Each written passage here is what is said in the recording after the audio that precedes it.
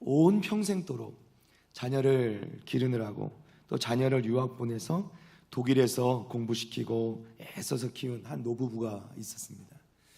이 노부부가 그야말로 평생도록 벌어서 이 자녀 뒷바라지를 다 해서 공부를 잘 시키고 그 자녀는 이제 독일에서 정착을 하게 된 것이죠. 자녀가 큰 맘 먹고 너무나도 이 부모님께 감사해서 이제 나이가 많이 드신 이 노부부를 이제 이 부모님을 독일로 초청을 하게 됩니다. 그래서 오시라고 비행기 티켓도 끊어서 이렇게 보내드리죠. 이 노부부가 이제 그 비행기를 타고 기쁜 마음으로 우리 아들과 자녀들을 보러 이제 비행기를 타셨는데요. 비행값이 얼마나 비싸겠어요. 그렇게 생각하면서 이 노부부들도 이 아들에게 너무 감사한 마음으로 비행기를 탔는데 이제 독일까지 가려니까 유럽까지 가려니까 시간이 오래 걸리잖아요. 그러니까 가는 중에 이제 식사 시간이 됐습니다. 밥이 나오는데 기내식이 나왔겠죠. 밥이 나오는데 이 노부부가 생각한 거예요. 저 밥 얼마나 비쌀까. 그래서 저 밥 우리가 또 저거 다 먹고 가면 나중에 우리 아들이 저거 돈 다 내려면 너무너무 부담되겠다 생각이 되셔가지고 이 노부부가 배고픈 배를 꼭 움켜잡고 그 밥을 굳이 준다는 것을 손살을 치고 이렇게 거부를 하고 안 드신 거예요. 한 끼만 하면 좋은데 멀리 가시니까 두 끼나 이제 굶게 되셨습니다. 그리고 드디어 이제 목적지 독일에 도착해서 그 공항에 내리는데 너무나도 반가운 이 자녀들이 막 뛰어나와서 아들과 이제 며느리랑 자녀들이 막 뛰어나와서 어머니 아버지 얼굴을 보는데 어머니 아버지 얼굴이 반쪽이신 거예요. 아니 어머니 아버지 왜 이렇게 힘드셨어요? 비행기 타면서 많이 힘드셨어요? 이렇게 물어보니까 어머니 아버지가 아니다. 니들 부담될까봐 우리가 밥 안 먹고 오느라 그랬다 이렇게 하신 거예요. 그 아들의 마음이 어땠을까요? 너무 안타깝겠죠. 어머니 그 비행기 값에 밥값이 다 들은 거예요. 어머니 아버지도 깜짝 놀라시죠. 너무 안타까운 심정으로. 사랑하는 성도 여러분, 우리가 웃긴 하지만 사실 우리의 삶을 돌아보고 또 우리의 신앙생활을 돌아보면 이 하나님의 경륜, 예정 안에서 하나님께 택함 받은 사람으로서 하나님께 우리가 은혜 받은 자로서 그 은혜의 풍성함을 다 누리지 못하고 살아가는 때가 얼마나 많은지, 하나님께서는 이미 우리에게 그것을 다 누리라고 주셨음에도 불구하고 우리는 그것을 누리지 못하고 살아갈 때가 너무나도 많이 있는 것이죠. 그리스도 안에서, 예수 안에서 우리에게 주어진 그 은혜의 풍성함, 그 의미에 대해서 우리 오늘 조금만 더 알아감으로 또 은혜 받는 이 시간 되기를 주님의 이름으로 축복합니다. 그의 은혜의 풍성함이라 이렇게 말씀합니다. 그 은혜의 풍성함은 무슨 뜻일까? 에베소서 1장 7절 말씀, 우리가 본 말씀인데요. 다시 한번 볼까요? 우리는 그리스도 안에서 그의 은혜의 풍성함을 따라 그의 피로 말미암아 속량 곧 죄사함을 받았느니라. 아멘. 특별히 그의 은혜의 풍성함을 따라 이렇게 말씀합니다. 그냥 우리가 은혜라고 하지 않고요, 은혜의 풍성함이라 이렇게 말씀하는 거예요. 우리가 보통 은혜라고 생각하면 어떤 것을 생각하냐면 거저받는 것을 생각하죠. 대가 없이 공짜로 주어지는 것, 그것만을 우리는 은혜라고 생각합니다. 물론 값없이 주어지는 것이 은혜입니다. 그것이 사실입니다. 그러나 값을 내든 값을 내지 않든 간에 그 은혜로 주어지는 것이 무엇인가 하는 것도 중요한 것이죠. 사실 하나님께서 우리에게 이 풍성한 은혜로 주시는 이 구원, 우리에게 주시는 이 은혜는 작은 것이 결코 아니라는 것입니다. 우리는 그것을 공짜로 값없이 대가 없이 받지만은 그것을 우리에게 대가 없이 주시기까지 하나님께서는 분명히 수고를 하시고 또한 그 값을 치르셨다는 것입니다. 우리가 공짜로 받았다고 그것이 공짜는 아닌 것이죠. 은혜로라고 해도 될 것을 은혜의 풍성함을 따라 이렇게 말씀하신 이유, 그것은 우리가 받는 은혜가 우리는 거저받지만 사실 그 은혜는 하나님께서 우리에게 주신 은혜는 하나님께 그 값을 다 치르신, 우리는 도저히 치를 수 없고 그 값을 매길 수 없는 그것을 다 하나님께서 치르시고 우리에게 거저 주신 것임을 믿으시기를 바랍니다. 18절 말씀, 우리가 읽지는 않았지만 오늘 에베소서 1장 18절 말씀에 보면 그 기업의 영광의 풍성함이라 이렇게 말씀합니다. 또한 에베소서 3장 8절 말씀에서는 측량할 수 없는 그리스도의 풍성함을 이방인에게 전하게 하시고 이렇게 말씀하죠. 그러니까 끊임없이 에베소 말씀을 이 사도 바울은 적어가면서 이 풍성함에 대해서 얘기하는데 무엇보다도 이 은혜의 풍성함에 대해서 말씀하고 있는 것이죠. 다시 말씀드리지만 우리가 받은 은혜, 우리가 받은 이 구원은 그저 값없는 싸구려, 값없이 주어지는, 누구에게나 나눠지는 그런 것이 아니라 우리가 도저히 너무나도 값지고 가치가 있어서 도저히 우리가 값으로 매길 수 없는 것이기에 하나님께서 그 모든 값을 치르시고 우리에게 은혜로, 그 풍성한 은혜로 주신 것임을 믿으시기를 바랍니다. 그러하기 때문에 마태복음 13장 44절 말씀을 한번 보겠습니다. 우리 다 같이 한번 읽어볼까요? 천국은 마치 밭에 감추인 보화와 같으니 사람이 이를 발견한 후 숨겨두고 기뻐하며 돌아가서 자기의 소유를 다 팔아 그 밭을 사느니라. 아멘. 예수님께서 천국 비유 가운데서 이 천국을 밭에 감추인 보화에 비유하고 계시는 것이죠. 여러분 말씀 보십시오. 천국은 마치 밭에 감추인 보화와 같으니 사람이 이를 발견한 후 숨겨두고 다시 숨겨두고 기뻐하며 돌아가서 자기의 소유를 다 팔아 그 밭을 산다 말씀합니다. 자 보세요. 이 보화가 얼마나 가치 있는 것이기에 자기의 가지고 있던 모든 소유를 다 팔아서 이 밭을 산다는 거 아닙니까? 그러니까 그야말로 이 보화라는 것, 이 천국이라는 것은 내가 가진 모든 소유를 다 팔아 그 밭을 살 만한 가치가 있는 것임을 믿습니다. 그러면 하나님께서 말씀하신 이 천국, 구원, 이것은 얼마만큼 가치 있는 것인가? 그 가치 있는 천국이 얼마나 가치 있는 것이기에 그것을 값으로 매길 수 없고 그것을 살 수 있는 유일한 방법은 피로서만, 생명으로서만 살 수 있다라고 우리에게 말씀해주고 계시는 것입니다. 다시 한번요. 거룩하고 흠이 없는 하나님의 자녀, 우리가 천국 백성이 되기 위해서는 하나님께서 당신의 아들, 당신의 하나뿐인 외아들 예수 그리스도, 그분의 피를, 그분의 생명을 희생시킴으로 말미암아 값을 치러야만 됐던 것이기 때문에 하나님께서는 우리에게 이것을, 그 값진 그 구원을 그 속량함으로 우리에게 은혜로 베푸신 것을 믿으시기를 바랍니다.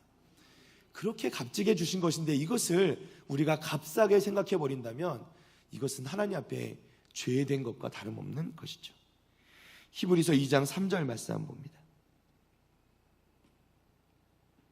우리가 이같이 큰 구원을 등한히 여기면 어찌 그 보응을 피하리요, 이렇게 말씀합니다.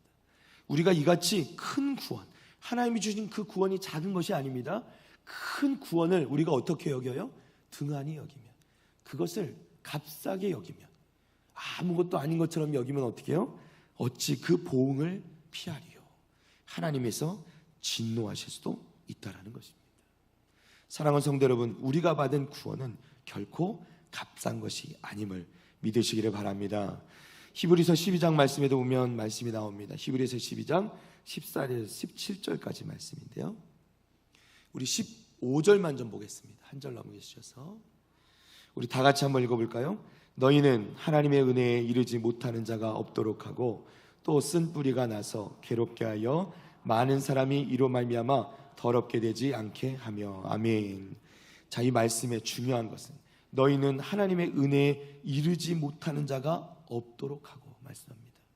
무슨 말씀입니까? 우리가 이 하나님의 큰 구원을 등한히 여기며 이것을 값싼 것으로 여겨서 이것을 너무나도 업신여기고 이것을 가치 없는 것으로 여기게 될 때 때로 하나님의 은혜, 그 구원에 이르지 못하게 될 수도 있다라고 우리에게 경고의 말씀을 해주시고 계시는 것입니다. 사랑하는 북일의 성도 여러분, 우리는 결코 하나님의 은혜를 값싼 것으로 여기는 것이 아니라 그 하나님의 은혜가 이 세상의 어떤 것과도 비교할 수 없는 값진 것임을 기억하고 그렇게 믿으시는 우리 성도들 다 되시기를 축복합니다. 그러면 그렇게 값진, 우리에게 주신 그 값진 보배가 무엇인가? 특별히 사도 바울은 두 가지를 말씀하시는데요. 오늘 볼 것은 속량과 속죄함, 즉 우리 죄를 사해해 주시는 것을 말씀합니다. 첫 번째로 속량인데요, 이 속량이란 것을 말씀하는데 원어상으로 이 속량이란 단어는 좀 특별한 단어입니다. 이것은요, 특별히 값을 치르고 사는 것을 의미하는 단어입니다.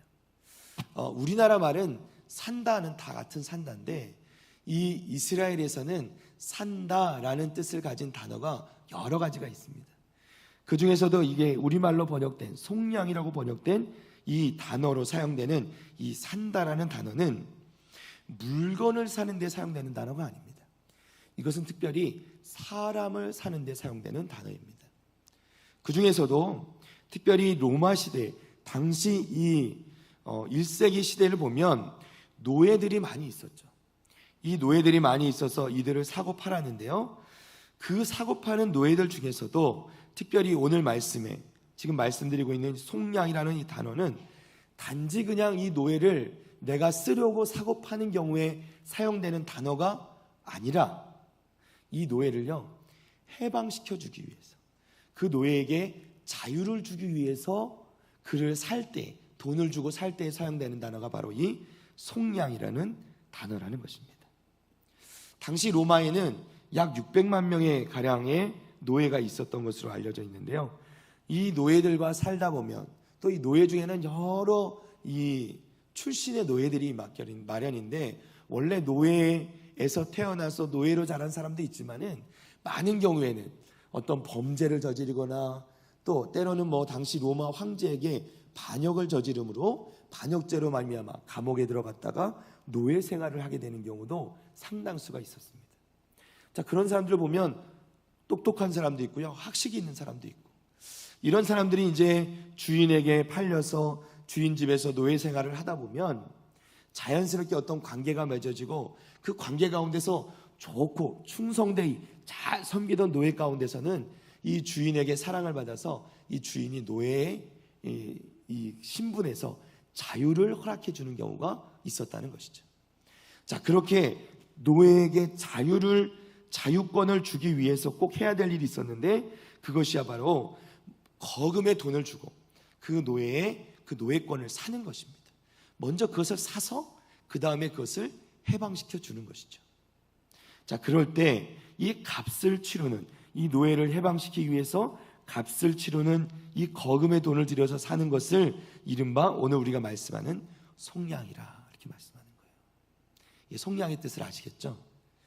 하나님께서 또 사도 바울이 우리의 구원에 대해서 말씀하시면서 속량, 그 은혜의 풍성함으로 말미암아 우리가 속량 곧 죄사함을 받았다라고 말씀할 때 이 속량의 의미는 이러한 것이다.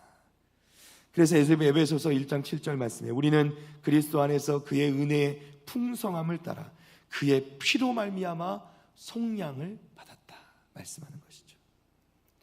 어디에서 우리를 속량하셨습니까? 죄의 노예가 되었던, 죄의 종되었던 것에서 우리를 속량해 주신 줄로 믿습니다. 사랑하는 성도 여러분, 우리는 원래 모두 다 종이었습니다. 죄의 종이었습니다. 죄의 노예였습니다. 요한복음 8장 34절 말씀입니다. 다 같이 읽어봅니다. 예수께서 대답하시되 진실로 진실로 너희에게 이르노니 죄를 범하는 자마다 죄의 종이라. 아멘.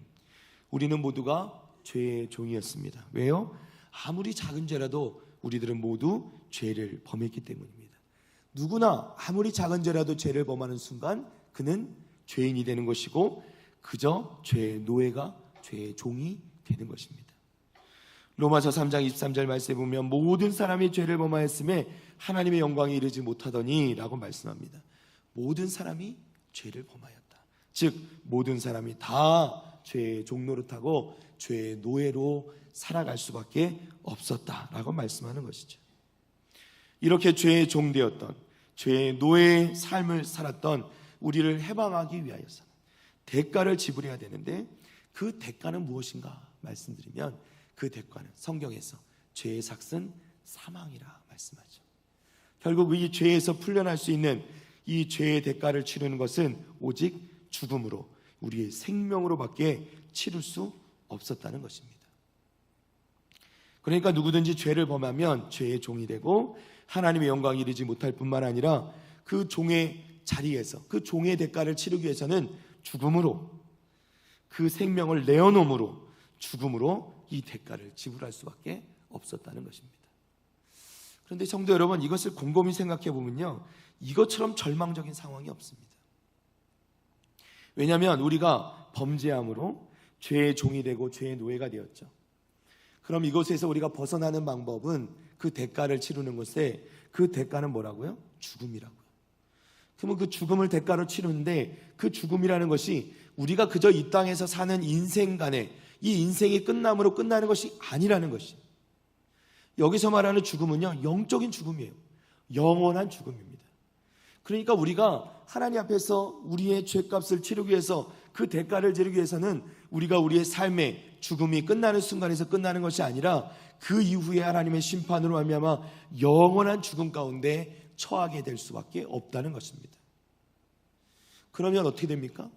우리는 이 땅에 살면서도 죽는 삶이고, 죄의 종된 삶이고, 노예된 삶이고, 죽은 이후에는 어떻게 해요? 영원한 죽음의 삶을 살 수밖에 없는 것이죠. 그야말로 이것은 절망의 상황이고요, 소망이 없는 상황입니다. 그것이 바로 저와 여러분의 상황이었다는 것입니다.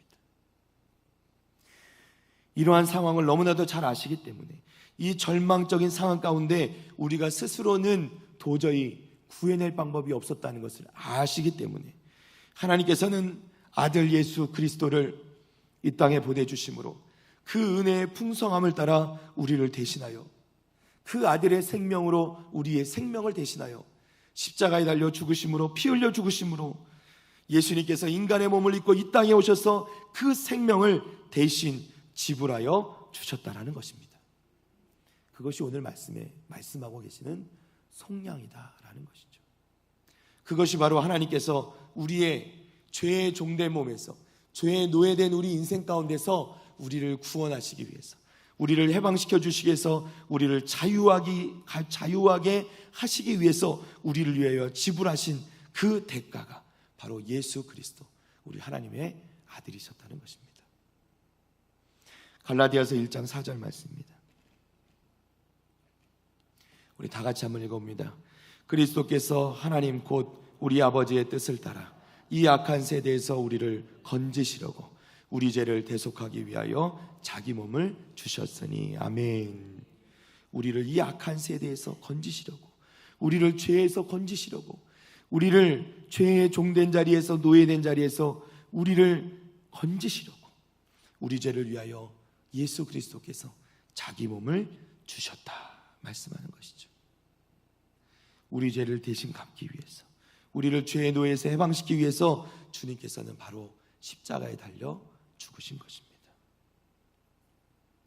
이 속량이라는 이것의 의미를 또 우리에게 잘 보여주는 구약의 사건이 하나 있는데요, 이스라엘이 출애굽을 할 때 총 10가지의 재앙을 맞닥뜨리게 됩니다. 그 10가지 재앙 중에 총 9가지의 재앙은 모두가 애굽 백성들에게만 해당되는 것이었습니다.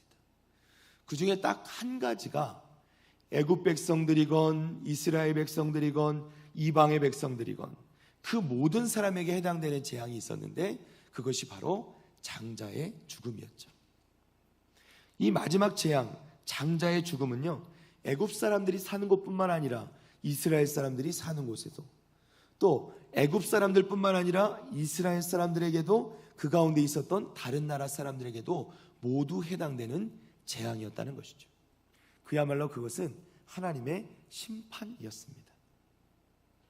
그리고 그 재앙을 벗어나는 유일한 방법이 한 가지 있었는데요, 그것이 무엇이죠? 바로 어린 양을 잡아서 그 피를 그 문 양쪽에 바르고, 그 문설주 임방에 바른 그 집에는 하나님의 죽음의 사자가 들어가지 않고 넘어가게 됐으며, 아무리 이스라엘 백성이라도 그 어린 양의 피를 바르지 않은 집에는 하나님의 사자가 들어가서 그 가정 가운데 장자의 죽음을 맞이하게 된 줄로 믿습니다. 즉 이 말씀 가운데 그 어린 양의 피를 바른 곳은 하나님의 사자가 넘어갔다. 그래서 이것을 영어로 패스오버라고 하죠. 그래서 유월한다, 유월. 그래서 성경에서 이른바 말하는 유월절이 되는 것이죠. 그야말로 하나님께서는 이때만큼은 어느 나라 백성이냐가 중요하지도 않고 어느 족속이냐도 중요하지도 않고 어디 사느냐도 중요하지 않고 그가 부자건 가난한 자건 아픈 사람이건 또 건강한 사람이건 상관없이 그 누구가 됐건 어린 양의 피가 있느냐 없느냐로만 이 구원의 백성이 되느냐 안 되느냐가 결정되었다는 것입니다. 그야말로 그가 어떠한 사람이건 어린 양의 피만 있으면 넘어가게 된 것이요, 어린 양의 피가 없으면 그 가운데 들어가서 하나님의 재앙을, 징벌을 받게 된 것입니다. 이 어린 양이 누구입니까? 신약에 넘어와서 이 어린 양으로 오신 예수 그리스도 그분이 우리의 유일하신 방법, 유일하신 우리의 자유케 하시는 유일하신 분이신 예수 그리스도 한 분이신 줄로 믿습니다. 이것이 바로 속량이죠. 히브리서 9장 11절 12절 말씀 봅니다. 그리스도께서는 장래 좋은 일의 대제사장으로 오사 손으로 짓지 아니한 것 곧 이 창조에 속하지 아니한 더 크고 온전한 장막으로 말미암아 염소와 송아지의 피로 하지 아니하고 오직 자기의 피로 영원한 속죄를 이루사 단번에 성소에 들어가셨느니라. 아멘. 양이나 염소나 송아지의 피가 아니라 오직 누구의 피로? 우리 주님의 피로, 자기의 피로 영원한 속죄를, 속량을 이루신 것으로 믿습니다. 그 예수 그리스도의 흘리신 그 십자가에 흘리신 그 보배로운 피로 말미암아 우리가 그저 값없이 값이 없어서 값이 싸서 받은 것이 아니라 너무나도 값지고 너무나도 소중한 것이기에 이 땅에 어떤 것으로도 갚을 수 없었기에 살아계신 하나님 그분이 직접 사람의 몸을 입고 이 땅에 오셔서 예수 그리스도가 되셔서 이 땅 가운데서 우리를 위하여 우리의 죄의 몸 모든 이 죄의 종되었던 우리의 몸에서 우리를 그 신분에서 자유롭게 해방시키기 위하여서 이 모든 역사를 이루신 줄로 믿습니다. 요한복음 5장 24절 말씀입니다. 내가 진실로 너희에게 이르노니 내 말을 듣고 또 나 보내신 이를 믿는 자는 영생을 얻었고 심판에 이르지 아니하나니 사망에서 생명으로 옮겼느니라. 아멘. 그 하나님의 그 풍성하신 은혜를 따라 예수 그리스도의 피로 말미암아 속량을 받은 우리에게 어떤 일이 일어나는가? 이제 우리는 더 이상 죽음을 향하여 달려가는 것이 아니라 영원한 생명을 향하여 달려가게 된 줄로 믿습니다. 우리 주님께서는 이제 우리의 삶을 절망에서 소망으로, 죽음에서 생명으로 옮기신 줄로 믿습니다. 자, 그러면 말씀드렸죠? 죄사함에 대해서. 그러면 죄사함이란 무엇인가? 이 죄사함은 결국 예수님께서 우리를 그분의 피로 속량하신 결과가 바로 죄사함이다 라고 말씀하는 겁니다. 이것은 그야말로 예수님께서 우리의 죄를 속량하심으로 그 결과로 따라오는 것이죠. 즉 예수님의 피로 속량함을 받은 구원받은 성도들은 모두 다 누구나 죄사함을 얻게 되는 줄로 믿습니다. 이 구약시대에는요 속죄일에 아사셀의 염소라는 것이 있습니다. 아사셀의 염소. 레위기서 16장 21절 22절 말씀 잠깐 보겠는데요. 아론은 그의 두 손으로 살아있는 염소의 머리에 안수하여 이스라엘 자손의 모든 불의와 그 범한 모든 죄를 아뢰고 그 죄를 염소의 머리에 두어 미리 정한 사람에게 맡겨 광야로 보낼지니 염소가 그들의 모든 불의를 치고 접근하기 어려운 땅에 이르거든 그는 그 염소를 광야에 놓을지니라. 아멘. 자, 이 말씀은 어떤 말씀이냐면 이 속죄일이 되면 대제사장이 염소를 2마리 준비하고요. 그 중에 한 마리는 잡아서 그 피를 내어서 그 피를 제단에 뿌리고 나머지 한 마리는요 죽이지 아니하고 대제사장이 직접 그 염소의 머리에 안수하면서 그 염소를 위해서 기도합니다. 그 죄, 백성들이 지은 모든 죄를 이 염소에게 이른바 전가시킨다고 하는데요. 이 염소에게 그 죄를 짊어 지우는 것이죠. 그리고 나서 이 염소를 어떻게 하냐면 이 염소를 아무도 그 발길이 닿지 않을 그 광야로 쫓아내는 것입니다. 그곳에 두고 오는 것입니다. 이 염소는 그 광야 가운데 헤매다가 어떻게 될까요? 죽게 되겠죠. 들짐승에게 죽을 때도 있고요. 또는 스스로 먹을 것을 찾아 헤매다가 죽기도 하는 것입니다. 그런데 그로 말미암아서 그 염소의 죽음으로 말미암아 이 대제사장이 기도하는 것처럼 기도했던 그 모든 백성들의 죄는 사해지는 것이죠. 그렇게 값을 지불하는 것입니다. 그렇게 죄를 멀리 떠나보내는 것. 사실 이 용서라는 말의 원래 어원의 그 뜻 가운데 하나가 멀리 떠나보낸다라는 뜻도 가지고 있습니다. 그렇게 죄를 멀리 떠나보내는 것이 바로 이 죄사함이다라는 것이죠. 사랑하는 성도 여러분, 내가 무슨 대단한 일을 해서 하나님께서 내 죄를 사해 주신 것이 아닙니다. 나의 죄가 작아서도 아닙니다. 내가 어떠한 가치 있는 사람이라 그런 것도 아닙니다. 그러나 하나님께서는 그저 우리를 사랑하셔서 당신의 하나뿐인 외아들 예수 그리스도를 이 땅 가운데 보내주시고 우리의 죄를 사해 주신 줄로 믿습니다. 사랑하는 성도 여러분, 이것이 모두 다 하나님의 은혜인 것을 믿으시기를 바랍니다. 예수님께서 이 땅에 오셔서 우리의 죄를 모두 다 짊어지시고 마치 염소가, 이 아사셀의 염소가 그랬듯이 우리의 지은 모든 죄를 다 짊어지고 멀리 떠나가신 것, 그것이 우리에게 주신 죄사함의 은혜인 줄로 믿습니다. 말씀을 정리합니다. 제가 오늘 말씀의 제목을 잡으면서 예수 안에서 이렇게 잡았습니다. 하나님의 전적인 은혜로 주어진 이 오늘 말씀에 보게 된 속량, 그리고 죄사함, 이 모든 것은 그리스도, 즉 우리 구주 안에서 이루어진 것임을 믿으시기를 바랍니다. 이것은 모두 그리스도 안에서 이루어진 것입니다. 예수 그리스도가 없으면 우리는 여전히 죄의 종으로, 죄의 노예로 살아야 되고 절망적으로 소망 없는 삶을 살아야 했지만은 예수 그리스도께서 우리의 모든 죄를 안으시고 짊어지시고 우리의 죄를 속량해 주심으로 말미암아, 우리의 죄를 용서해 주심으로 말미암아 우리는 비로소 주 안에서, 그리스도 안에서 참된 자유와 평안을 얻게 된 줄로 믿습니다.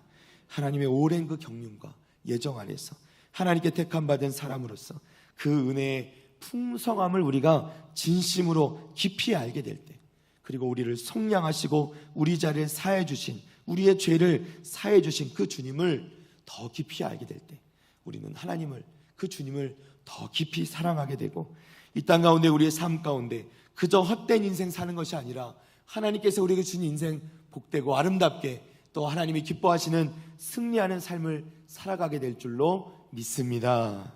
그렇게 살아가시는, 승리하시는, 한 주간도 꼭 승리하시는 우리 북일의 성도들 다 되시기를 주님의 이름으로 축복합니다.